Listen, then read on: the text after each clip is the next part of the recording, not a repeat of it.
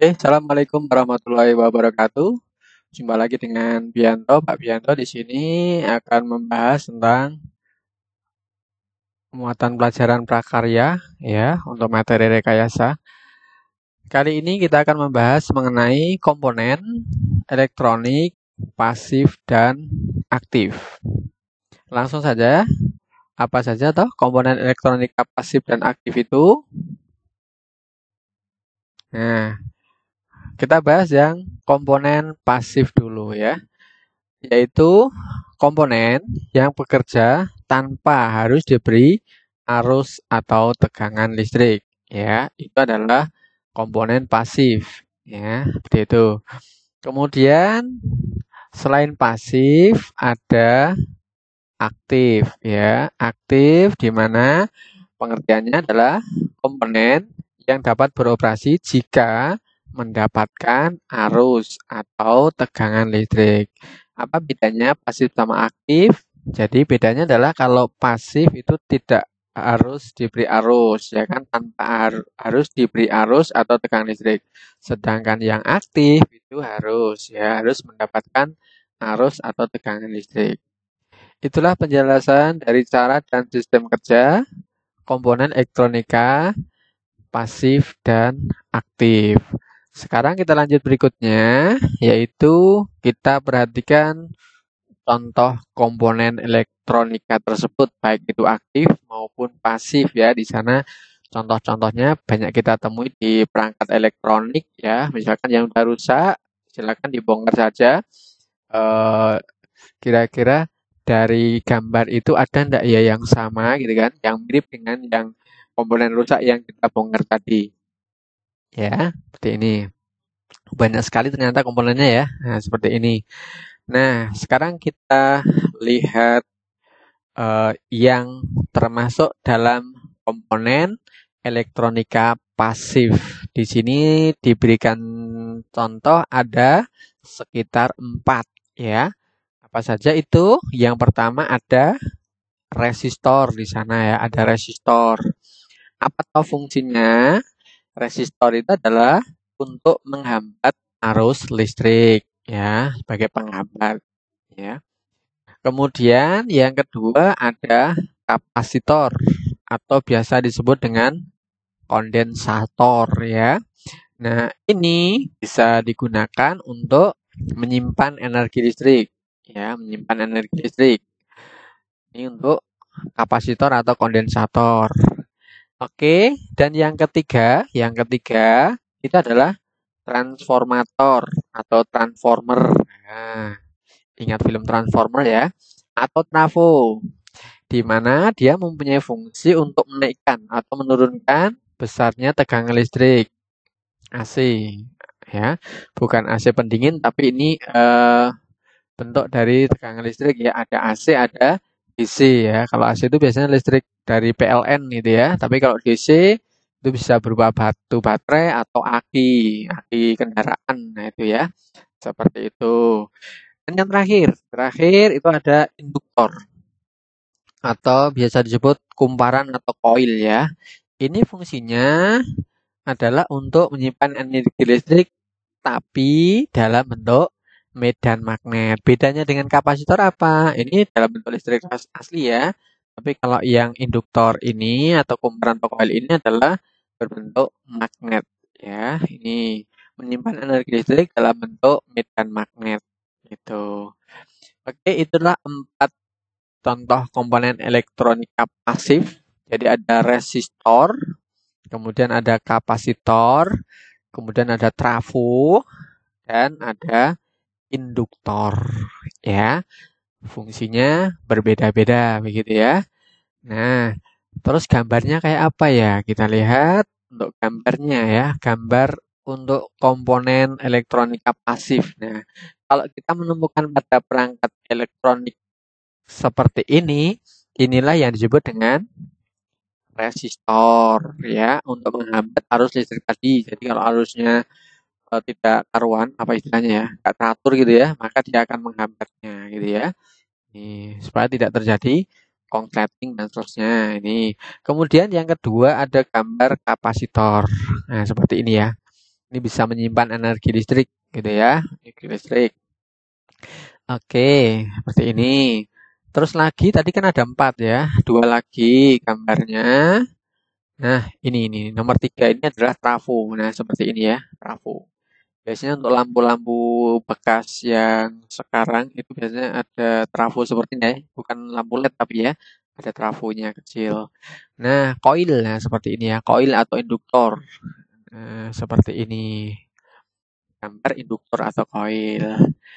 Jadi itulah contoh komponen elektronika pasif dan juga gambarnya ya. Sudah ada contoh gambar beserta fungsinya. Udah ya. Nah, berikutnya kita akan bahas yang komponen elektronika aktif ya. Dia harus eh, membutuhkan arus listrik gitu ya. Yang pertama ada yang namanya diode ya. Diode atau biasanya nyebutnya pakai lampu LED itu ya. LED yang biasanya merah pada power perangkat tertentu. Biasanya ada LED-nya. Kalau LED-nya nyala, oh berarti perangkat tersebut menyala begitu kan. Apa dia fungsi diode? Ini dia fungsinya sebagai penyearah arus listrik bolak-balik ya. Bolak-balik itu yang AC tadi ya, penyearah. Jadi mau di tukar plus minnya masih tetap arusnya masih jalan begitu ya. Terus ada berikutnya ada transistor. Transistor yang punya kaki 3 di sini ya. Punya kaki 3. Nah, ini ada TR kalau nyebutnya ya. Transistor. Fungsinya adalah sebagai penguat atau modulasi sinyal gitu ya, penguat sinyal. Selain itu juga sebagai penstabil tegangan ya. Terus pemutus dan penghubung sirkuit atau switching di sini. Nah, ini fungsi dari transistor di sini yang punya kaki 3 ya di sini. Baiklah, berikutnya ada yang lebih kompleks lagi yaitu adalah ini ada IC ya, integrated circuit. Jadi sirkuit yang terintegrasi di mana dia berisi banyak sekali komponen elektronika ya. Bahkan ratusan atau ribuan komponen elektronika yang dikemas dan nanti biasa disebut dengan sebuah chip istilahnya. Seperti itu. Oke. Nah, inilah contoh dari komponen elektronika aktif. Ada 3 ini ya, ada dioda, kemudian transistor dan juga IC gitu ya. Oke. Bisa bedakan ya antara komponen pasif dengan aktif. Seperti itu beserta contoh dan gambarnya ya. Oke. Nah, sekarang kita lanjut ke jenis produk rekayasa. Ini penghasil bunyi yang bersumber dari arus listrik DC dan manfaatnya. Jadi kalau arus listrik DC tadi sudah saya sebutkan, contohnya adalah baterai atau aki ya. Baterai atau aki. Nah, apa saja contoh produknya ya yang bersumber dari listrik DC, kemudian dimanfaatkan untuk apa? Yuk kita bahas langsung saja. Ini saya tugaskan, silahkan amati dulu di sekitar kalian. Contoh dari produk rekayasa penghasil bunyi ya, yang bersumber dari arus listrik beserta manfaatnya. Jadi cari contohnya dulu, produk-produk di sekitar kalian, kemudian sumbernya dari arus listrik apa, DC atau mungkin AC ya. Kemudian, nah produk tadi digunakan untuk apa gitu ya, manfaatnya untuk apa. Ini saya sudah ada contoh, misalkan di sini saya punya radio gitu ya, atau yang kedua ada jam waker itu produknya contohnya ini. Tentunya masih banyak lagi ya di sekitar kalian ya. Nih, kemudian sumber energinya dari mana gitu ya? Sumber energinya diambilkan karena radio sama jam waker bisa diambil dari baterai atau mungkin bisa dari aki ya. Tapi kalau jam jarang pakai aki ya, tapi hanya pakai baterai di sini. Nah, sumber energinya sudah, sumber arus listriknya ya, energinya ya. Kemudian dimanfaatkan untuk apa toh perangkat tersebut, produk tersebut. Nah, di sini ya. Kalau radio bisa kita dapatkan bunyinya, bisa berupa informasi gitu kan. Mungkin musik juga bisa ya, tapi hanya berupa suara saja bunyinya begitu. Kalau jam waker untuk pengingat waktu gitu ya, alarm. Nah, seperti itu. Nah, tentunya masih banyak lagi contoh produk yang lain. Silahkan ditulis ya. kemudian bisa diketik di komentar dan seterusnya begitu. Jangan lupa produk, kemudian sumbernya dari apa, sumber arus listriknya, dan serta manfaatnya. Oke, segera ya ditulis, kemudian nanti baru dikomenkan. Lanjut berikutnya. Ya, nah ini kita coba untuk mengamati peralatan apa saja yang bisa digunakan untuk membuat produk rekayasa penghasil bunyi ya. Ini ada sekitar 6 alat yang digunakan ya untuk menghasilkan bunyi. Apa saja di sana? Kalau dilihat gambarnya, saya kira sudah sedikit paham ya di situ ya. Ini ada bor ya, bukan bor papan tulis, bukan tapi bor. Kemudian yang ini adalah gergaji tangan, bukan mesin ya. Kemudian di sini ada tang, mungkin tanggem nyebutnya bisa ya, palu, petik bisa juga ya. Nah itu palu, kemudian gunting. Dan ini ada ketam atau bisa nyebutnya pasah gitu ya. Dari 6 alat tersebut, kita lihat fungsinya satu persatu ya.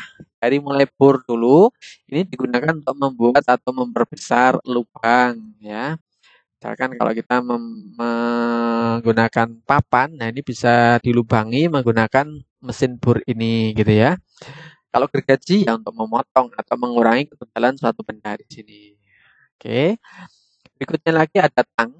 Tang ini untuk mencengkram atau mungkin untuk megang ya. Kalau pakai tangan nggak kuat, kita bisa pakai tang ya.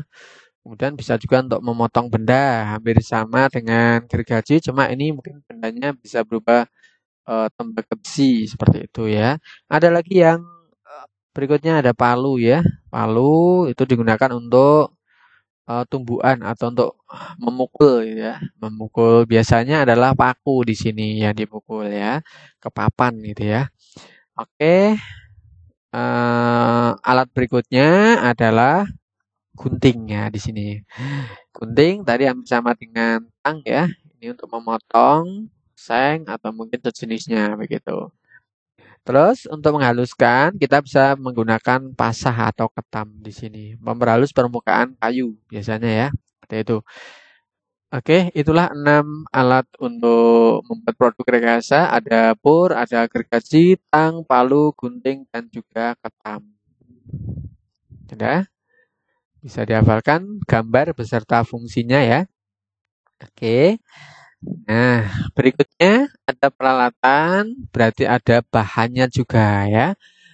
Ini adalah bahan untuk membuat produk rekayasa penghasil bunyi. Nah, di sini saya akan misalkan membuat bel sederhana. Nah, kita bisa menyiapkan bahan-bahannya dulu seperti ini. Apa saja ya? Kita lihat yuk. Yang pertama ada gambar seperti ini, yaitu dinamo atau motor listrik DC ya. Banyak kita jumpai pada mainan anak-anak biasanya ya, atau mungkin kipas yang mini kecil gitu ya. Ini di dalamnya pasti ada dinamonya begitu ya, yang bisa untuk gerak bila dikasih arus listrik DC gitu ya. Oke. Terus selain dinamo ada lagi ini gambar apa ya? Saklar ya. Di rumah-rumah biasanya banyak sekali itu untuk menyalakan mematikan lampu ya. Ada tombol on off-nya di mana fungsinya adalah untuk memutus dan menyambungkan arus listrik begitu ya. Ini adalah saklar. Berikutnya lagi ini ada tempat baterai ya. Cocokan baterai di sini, dudukan baterai di sini ya.